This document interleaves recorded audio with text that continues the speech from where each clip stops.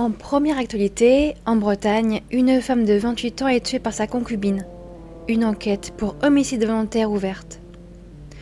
En seconde actualité, 13 ans de prison pour avoir tué une escort girl, Marlène Gournay.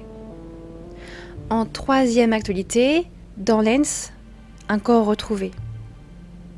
Quatrième actualité, un corps non identifié en Suisse. En cinquième actualité, Alexis, disparu incendié, retrouvé en vie. En sixième actualité, le corps de Cédric Tolin, retrouvé. Et pour clore ces actualités, Victor, 14 ans, disparu depuis le 16 mars, son corps retrouvé en forêt. Bonsoir à toutes et à tous, j'espère que vous allez bien et que vous avez passé une bonne semaine. Je suis Amandy et bienvenue dans les vidéos du samedi dédiées à l'activité crime et disparition de la semaine.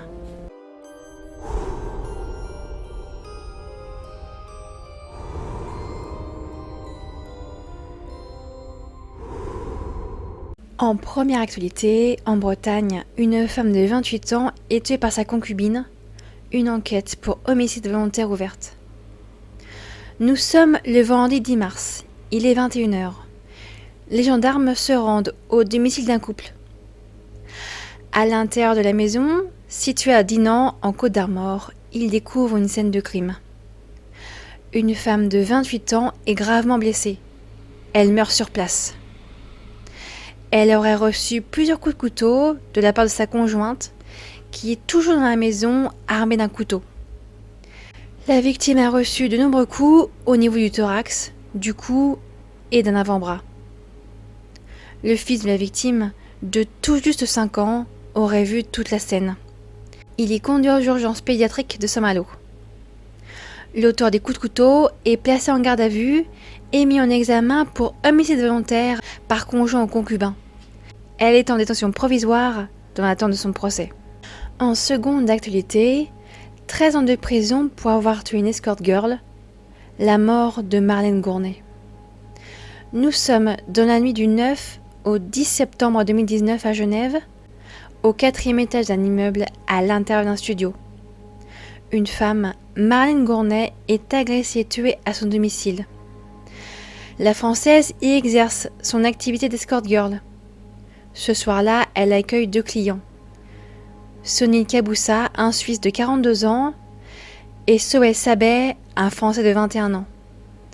2 semaines plus tard, le corps de Marlène Gournay est retrouvé brûlé, puis enterré dans la forêt de Marin, près du lac Léman. Les 2 clients seront retrouvés, à Évian pour l'un et Genève pour l'autre, le 25 septembre 2019. Ils sont aussitôt placés en garde à vue. En audition, les 2 hommes avouent. Ils ont transporté le corps de Marlène dans une valise à bord d'un taxi qui les aurait conduits non loin du lieu où le corps est retrouvé. En garde à vue, ils expliquent ne pas être des clients de Marlène, mais avoir braqué la femme de 34 ans. Ils pensaient qu'elle cachait 50 000 € chez elle, car elle avait pour clients des hommes relativement fortunés. Et pourtant Marlène se contente d'un petit studio. Soé Sabet est condamné à 13 ans de prison pour vol avec violence, ayant entraîné la mort et atteinte à l'intégrité d'un cadavre. Son complice sera quant à lui jugé en Suisse prochainement. En troisième actualité, dans l'Aisne, un corps retrouvé. Le mardi 14 mars, à 2 pas de Compiègne, en fin d'après-midi, un promeneur découvre le corps d'un homme dans le fleuve l'Aisne. Une enquête pour recherche des causes de la mort a d'ores et déjà commencé. Pour le moment, aucune autre information n'est disponible sur Internet. Mais je reste à l'écoute pour vous donner de nouvelles informations, car le corps n'a pas encore été identifié. En quatrième actualité, un corps non identifié en Suisse. C'est à Villeneuve, près des rives du lac Léman, près de Montreux, à 2 pas de la frontière franco-suisse, le dimanche 16 octobre 2022, qu'un promeneur découvre le corps, ou plutôt le squelette, d'un homme adulte, porteur d'un masque Covid. Le corps est encore vêtu d'une doudoune de couleur bordeaux et d'un pantalon bleu de taille 36-33 US. Le squelette fut retrouvé au niveau du col de Chaude. il attend toujours d'être identifié. En 5e actualité, Alexis, disparu à Saint-Dié, retrouvé en vie. Alexis Payet a 19 ans. Il aurait quitté son foyer de Saint-Dié-les-Vosges pour ne plus revenir le soir du vendredi 10 mars. Depuis, il ne donne plus aucune nouvelle.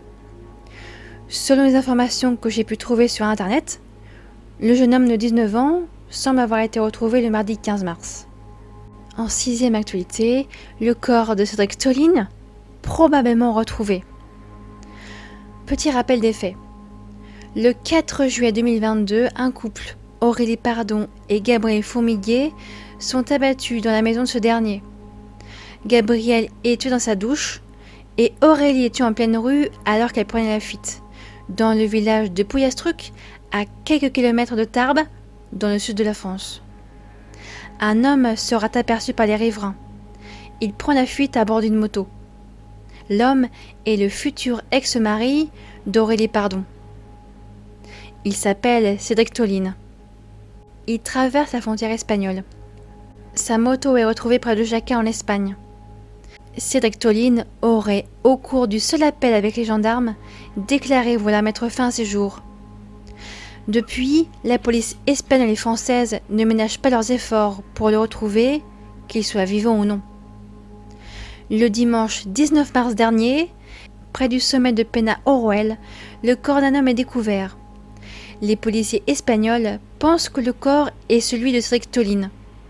Les vêtements correspondent et près du corps, la carte d'identité de Cédric Tolin est découverte, ainsi qu'un téléphone portable, des munitions et de la nourriture en conserve. Une autopsie devrait être pratiquée prochainement, afin de connaître les causes du décès, mais aussi dans le but d'identifier le corps avec certitude.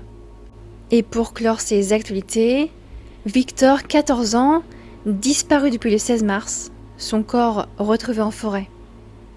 Victor était scolarisé au collège Jean Zay au Houlme, en Seine-Maritime.